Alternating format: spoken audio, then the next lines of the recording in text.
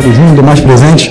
Presidente, no dia 25, na calada da noite, mais uma vez, o ministro Alexandre de Moraes, o sujeito medíocre que desonra o STF, adotou medidas protetivas contra este parlamentar. Acontece que, monocraticamente e por força própria do judiciário, isso não cabe. Ele se esquece do julgamento da ADI 5526, que diz que o parágrafo 312 do CPP, prisão preventiva, não se aplica em hipótese alguma. Vejam bem, grifem, hipótese alguma a parlamentares. Já o artigo 319 CPP trata de medidas cautelares diversas da prisão, só se aplica por força própria do judiciário se atrapalhar direta ou indiretamente o livre exercício do mandato parlamentar, tem que passar pelo crivo da casa obrigatoriamente, isso é regra constitucional. Eu fico às vezes abismado que um constitucionalista, o advogado paulistano, que não tem, diferente do Gilmar Mendes, por exemplo, tanta categoria no meio jurídico, uma vez passou para juiz federal, para procurador, hoje ministro, merece estar lá, porque tem o tal do notável saber juiz. Já o Alexandre de Moraes, não. Só que o que acontece, senhoras e senhores parlamentares, é que ele afronta o poder legislativo, não respeita a Constituição. Ulisses Guimarães deixou claro, afrontá-la jamais, e não foi eu quem escrevi essa Constituição, ela é Constituinte de 88, ela não é perfeita, mas como ele também disse, a própria reforma o confessa, ele disse que jamais devemos desobedecê-la, nunca. Por que o Alexandre de Moraes acha que tem esse poder sobre o legislativo? Aqui todos os deputados, eles foram eleitos através do sufrágio universal. Nós temos a soberania popular ao nosso lado, Alexandre de Moraes não. Presidente, eu avoco aqui o artigo 17, a linha G do regimento interno da Câmara dos Deputados. O presidente Arthur Lira tem que zelar e garantir as imunidades e prerrogativas constitucionais em todo o território nacional. Aqui eu falo em tribuna, não será acatada a ordem do Alexandre de Moraes enquanto não deliberar pela casa. Quem decide isso são os deputados. Alexandre, cumpra a Constituição. Obrigado, presidente. Aqui dentro do Entre Linhas, o Zé Maria Trindade está com o deputado Daniel Silveira, que falou sobre as medidas que o ministro do STF, Alexandre de Moraes, impôs contra ele. Segundo o deputado, Moraes tem atropelado o legislativo e todas as suas prerrogativas enquanto parlamentar. Zé Maria, boa tarde, seja bem-vindo. Salve, Piotr, muito boa tarde a todos. Olha, Piotr, estamos aqui diante de um impasse. O deputado federal Daniel Silveira, eleito pelo Rio de Janeiro, diz que não vai obedecer às decisões do ministro Alexandre de Moraes e vai morar aqui na Câmara dos Deputados. Ficar aqui até que o plenário da Câmara decida exatamente o que vai fazer. O entendimento é de que lá atrás, na primeira prisão, a Câmara se reuniu, como manda a Constituição, e decidiu homologar, ou seja, garantir a prisão através da autorização em plenário. Agora é uma nova situação, a história se prolonga. Deputado, qual é o seu raciocínio? Por que o senhor vai desobedecer a decisão do ministro Alexandre de Moraes? Veja bem, não é meu raciocínio, é uma letra de lei expressa. Tem que deixar isso bem claro para as pessoas. O brasileiro ele tem que entender o que está acontecendo com o ativismo judicial no Brasil. Não existe meu raciocínio. Acontece que a ordem emanada é, de fato, ilegal e inconstitucional. Ele vai contra a ADI 5526, o entendimento de plenário, o entendimento, na verdade, de colegiado, pauta vencedora em plenário. Não se aplica medidas cautelares diversas da prisão, artigo 319 CPP, em parlamentares sem passar pelo crivo da casa, caso indireta ou diretamente afete o livre exercício do mandato parlamentar. O que ele fez na calada da noite foi impor a mim uma tornozeleira eletrônica e que eu fique na minha comarca Petrópolis. Eu não sou vereador. A minha comarca é o Estado brasileiro, Estado lato sensu, 27 unidades federativas, 5.570 municípios. Eu não sou vereador, sou deputado federal e defendo a liberdade das pessoas. Isso tem que lutar por isso. E o senhor já está aqui nesse momento desobedecendo uma ordem dele, né? Ele impôs ao senhor a ordem de não conceder entrevistas. Na verdade, eu estou obedecendo a Constituição. Eu não estou desobedecendo nada, porque a ordem é ilegal. Se ele despachasse uma ordem legal, seria cumprida. A verdade é que ele está afrontando a Constituição, as liberdades e garantias individuais. Só que se ninguém se portar contra isso, daqui a pouco nós somos uma Venezuela com a tomada de poder pelo judiciário através de um único indivíduo. O Alexandre de Moraes, ele acaba com a Corte Suprema, ele acaba com a nossa Corte Constitucional, porque ele desonra a magistratura e tudo que ela representa. Então, ele não tem legitimidade para fazer isso. Aqui é o Legislativo que determina sobre essa pauta. Eu tive a informação de que os agentes, né, foram na sua casa, lá no Rio de Janeiro, para colocar a tornozeleira do senhor. O senhor já estava de viagem aqui para Brasília, né? Exato. E agora vai ficar aqui na Câmara dos Deputados, se chegarem aqui os oficiais de justiça para colocarem a tornozeleira no senhor. Não vão colocar. Não vão colocar porque está ilegal e inconstitucional. E aqui dentro do parlamento, a minha imunidade é inquestionável. Eles têm que respeitar. Se eles cumprem a Lei 8.112, artigo 116, salvo engano, inciso 4º. É claro, ordens ilegais não se cumprem. Então basta o delegado oficial, o Supremo, dizendo, o Alexandre de Moraes, dizendo que não vai cumprir. É fazer cumprir a lei. E eu não estou desobedecendo nada, estou obedecendo a Constituição e garantindo a liberdade dos brasileiros. Eu falo aqui por milhões de pessoas indignadas. A partir de agora, o senhor morador da Câmara dos Deputados. Dizem que aqui é a casa do povo. Né? Eu estou morando aqui. Quem estiver assistindo, quiser trazer um colchonete para mim, alguma coisa para eu comer, que eu vou ficar aqui. Eu só saio quando a casa deliberar. Isso vai demorar semanas. Bom, quanto vale a imunidade parlamentar e a honra do Legislativo através do voto direto e secreto? É isso que vale? Vale semanas ou vale um dia? O que a gente defende? A liberdade ou Alexandre de Moraes? Defende a Constituição ou um único indivíduo no STF? O senhor tem recebido apoio? Como está? Pois não, Piotr? Só exatamente a pergunta sobre isso. O que ele espera que a presidência da Câmara faça, ou até a presidência do Congresso, se a gente entender que nós estamos falando do parlamento como um todo, e essa infração que ele alega é em relação à imunidade parlamentar, e isso não envolve só deputados, envolve também senadores, embora seja ele um deputado. O que ele espera objetivamente do comando das duas casas, ou sobretudo do comando da Câmara em relação a essa decisão dele de permanecer dentro da Câmara Federal? Pois é, o Adalberto Piotr está fazendo uma observação impressionantemente real, quer dizer, envolve não é só a sua imunidade, mas a imunidade do Congresso, de deputados e senadores. Eu queria saber qual é a solidariedade, se o senhor tem recebido solidariedade e o que o senhor espera, o Piotr pergunta, dos presidentes da Câmara e do Senado. Olha, o presidente da Câmara, o artigo 17, a linha G, do regimento interno da Câmara dos Deputados é claríssimo. Ele tem que zelar e proteger as imunidades parlamentares. O senhor já falou com eles, não?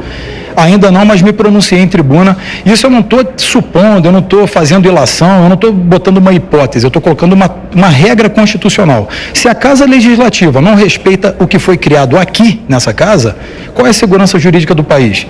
Um único sujeito, um único indivíduo na Suprema Corte está desonrando toda a nação. Ele sequer tem honra para sentar lá, diferente de vários outros membros da casa. Ou seja, se ele não cumpre a Constituição, ele não tem que estar lá, ele tem que estar no Senado, sendo sabatinado para ser empichado, processado e talvez até preso, a gente não sabe. Tem tanta coisa, se ele gosta tanto da tornozeleira, que ele use, talvez o apetrecho cole bem com ele, comigo não funciona, não sou bandido. O senhor se sente deputado federal no exercício das suas funções?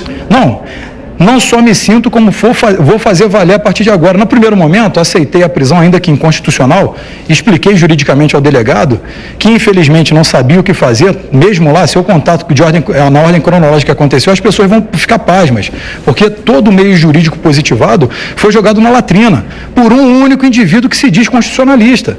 Ou seja, ele tem que cumprir a Constituição. E se a Constituição diz que o deputado é imune, o Alexandre obedece. De cerceamento da liberdade de expressão. Como a prisão do deputado Daniel Silveira. É essa tornozeleira no deputado federal Daniel Silveira, porque esteve numa manifestação pacífica.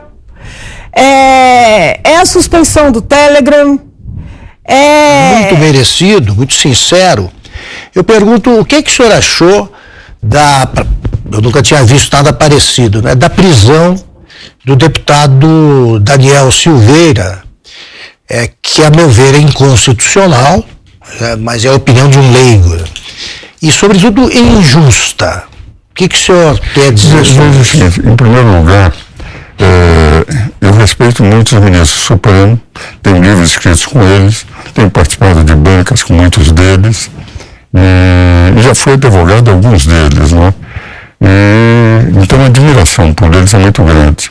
Segundo lugar, no direito pode ter posições divergentes. Nós mesmos aqui estamos falando sobre o caso da condenação do Arranhol. A ministra Isabel Galotti votou contra, o que significa uma posição contrária aos outros Nem todas as decisões são por unanimidade. Então nós temos a liberdade, com muito mais razão, não estando no tribunal, de como professores dizer o que nós entendemos.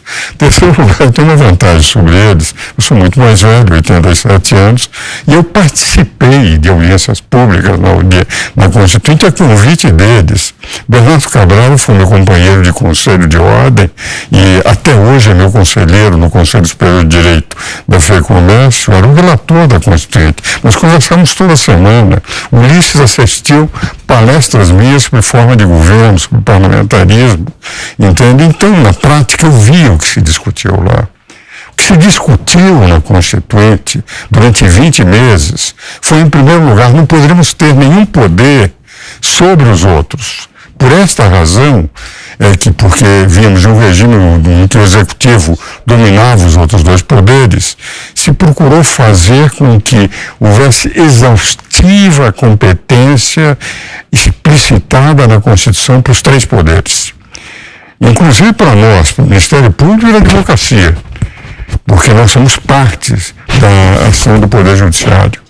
Pois bem, dentro desta linha, não se podia admitir nunca a entrada do Poder Judiciário no Poder Legislativo. Primeiro, porque caberia o Poder Legislativo zelar pela sua competência normativa, não deixando. Segundo, porque nem nas ações diretas por inconstitucionalidade poderia o Supremo legislar no lugar do Legislativo quando o Constituinte exigia que o Legislativo fizesse a lei, o Legislativo não fez.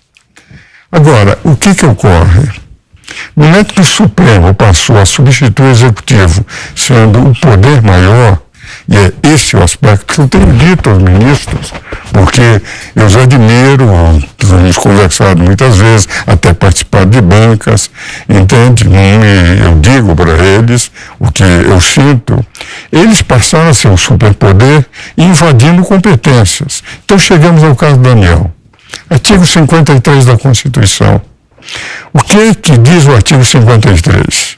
Que um parlamentar é inviolável em quaisquer manifestações. Quaisquer manifestações não põem em dúvida nenhuma. Enquanto ele falar qualquer besteira, se ele fizer, a Câmara tem que punir, porque ele tem que ter o decoro parlamentar, mas não cabe ao Supremo. E o que ocorre? Esse dispositivo do emenda número 35, como é que ele foi colocado na Constituição? Era deputado federal, um ex-presidente do Conselho Federal da Ordem, o deputado e advogado, penalista, o Batóquio. O Batóquio, quando o Ibrahim Abier, que o deputado estava fazendo, trouxe a seguinte redação para o artigo 53. Inviolável em quaisquer manifestações no exercício das suas funções. Eu estou dizendo o que o Batóquio me contou num programa de televisão que fizemos juntos. Daí ele disse, Batóquio, ministro, lembrando o tempo que ele tinha sido ministro, se eu estiver falando com um eleitor meu, eu estou ou não nos exercícios das minhas funções? E o eleitor disse, ele disse, olha, eu acho que está. Ele disse, e se alguém achar que eu não estou? Não é melhor deixar essa redação de fora e colocar quaisquer manifestações, porque ele pode dizer o que quiser. Se faltou o decoro parlamentar, o Congresso pune. Mas ele tem o direito e não pode, é inviolável. O que aconteceu com o deputado? E nisso eu discordei muito do Alexandre, que eu admiro. O Alexandre pegou, pôs a Lei de Segurança Nacional acima da Constituição. Lei que, em matéria de manifestação, já tinha sido por Carlos Aires, quando ele era presidente do Supremo Tribunal Federal, afastado no que diz respeito à imprensa, qualquer comunicação, etc. E, de rigor, tinha razão o Batóquio quando pediu isto, porque foi colocado na Constituição, no artigo 220 da Constituição, que a liberdade de manifestação é ampla, por todos os meios de comunicação. E o deputado, como representa, não ele. Um deputado, quando está lá, está representando 10, 20, 30, 100 mil eleitores. Quando se pune um deputado, está se punindo todos os eleitores que votaram nele. Então, a meu ver, com todo o respeito e admiração que eu tenho para o Alexandre, eu já disse isso repetidas vezes, eu acho que a decisão foi de uma inconstitucionalidade manifesta. Eu concordo plenamente, doutor Ives. De fato, a Constituição assegura a imunidade parlamentar em relação às opiniões, palavras e votos. Então, sempre que um parlamentar praticar um eventual crime através da sua opinião, através da sua palavra, ele tem imunidade parlamentar. Claro que ele se excedeu na fala, ninguém concorda com o que foi dito, ele utilizou palavras indevidas, pesadas em relação aos ministros, mas ele está cobertado pela imunidade parlamentar. E não, como o professor Ives falou, não é somente dentro do Congresso, ainda que ele esteja fora da Casa Legislativa, através da internet, quer que seja. Então, esse é o primeiro ponto que demonstra, no meu entendimento, a inconstitucionalidade dessa prisão. O segundo ponto, um parlamentar até poderia vir a ser preso, salvo, não, opinião, palavras e votos, se ele praticasse um crime inafiançável, se ele estivesse em flagrante delito. Então, além dele não poder ser preso, ainda que considerasse a possibilidade, ele teria que estar em flagrante delito. Ele não estava em flagrante delito. O ministro Alexandre criou uma tese